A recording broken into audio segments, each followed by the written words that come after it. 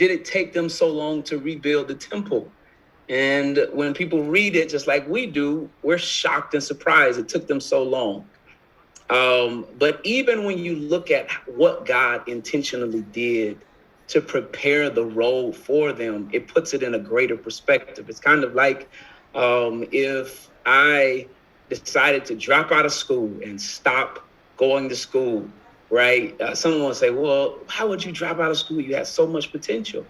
But then if you heard the story of how my mom made sacrifices and how she went to dialysis, but still made sure that her son got his homework done, and how my mom did all of these things to prepare the road for me to go to school, and then I dropped out, then that would be like, wow, you mean to tell me that you had this great opportunity to go to school, you squandered it, and on top of it, your mom did all of these things so that you could get an education, all of the sacrifices you made?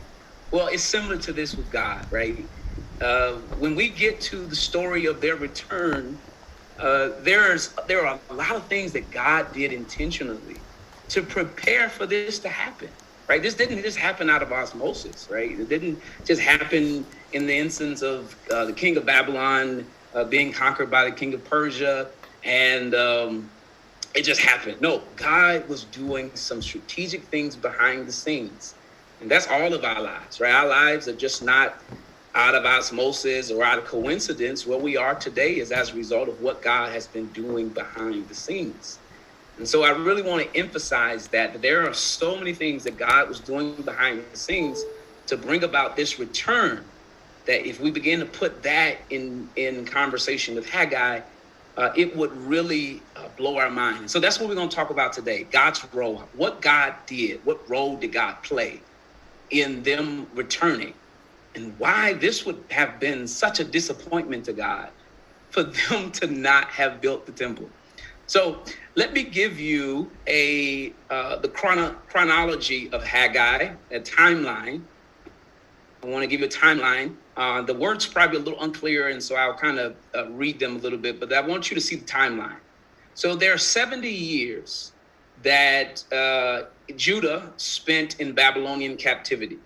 Now, what is not seen on this timeline are the years that the northern kingdom. So backtrack, one of the kind of pause here a little bit. So many of you know, if you do not know, there were two kingdoms. There was as a result of Solomon's death, the kingdoms divided. You had your northern kingdom, you had your southern kingdom.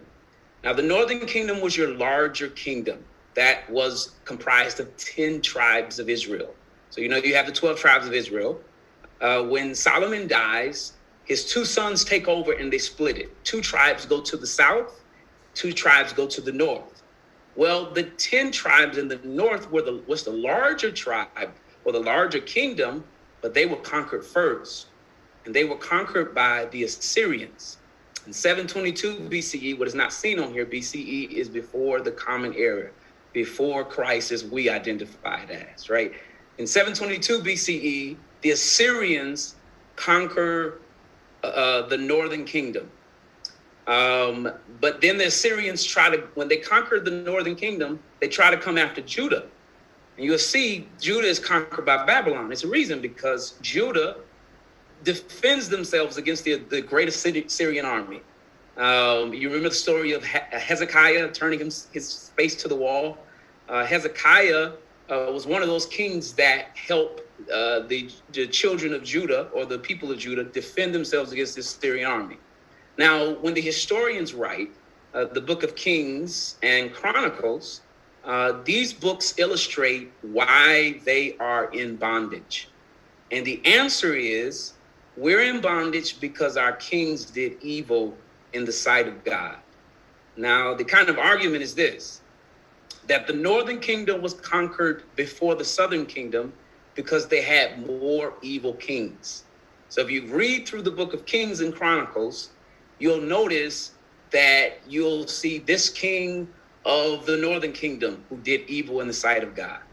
Then you'll see this king who was the king of Judah, but did either good in the sight of God or did evil. Well, the comparison is you have more kings in Judah that did good in the sight of God. That's why they lasted longer.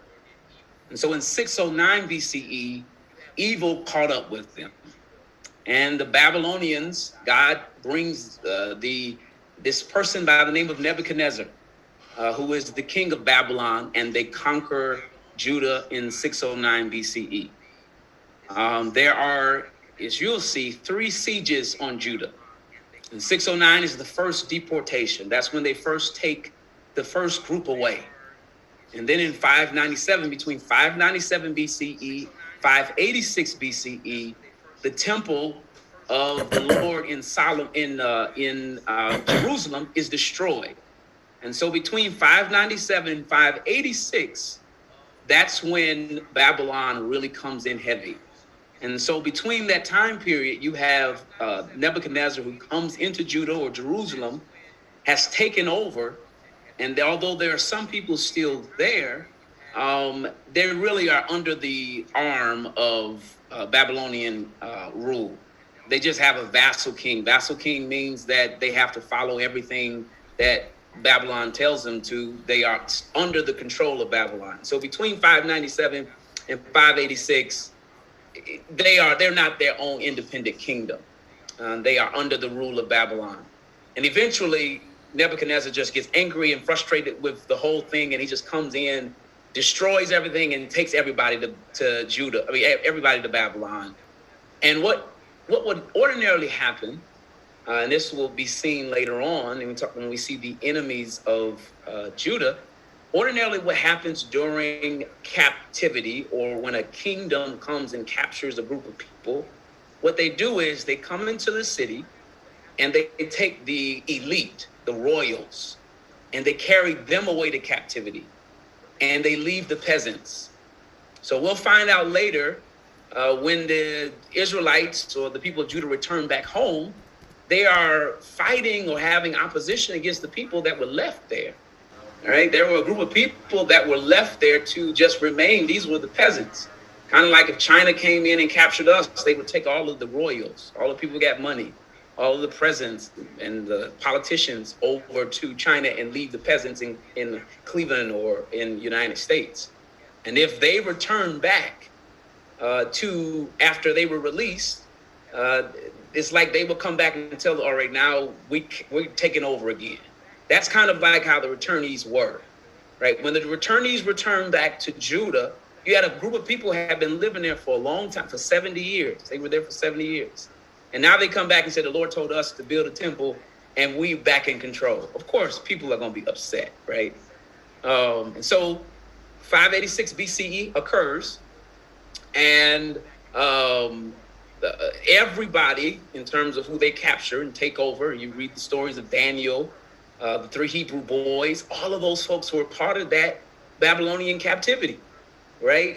When you read stories of Esther, Esther was a part of the Persian captivity. But these folks, when we read these stories, all of these people are a part of these narratives. So when you read the story of Daniel in the lion's den, or the 3 Hebrew boys in the fiery furnace, these were individuals who were carried over during this time into Babylonian captivity.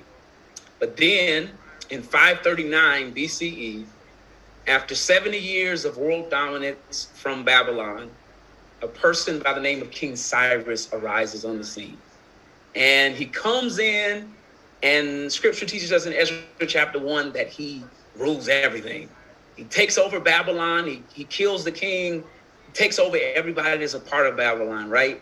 And he comes, and God gives him this vision in 538 BCE to return the Jews back to Judah, right? And as a result of that, in 537, you see this timeline. That's when they start building the altar.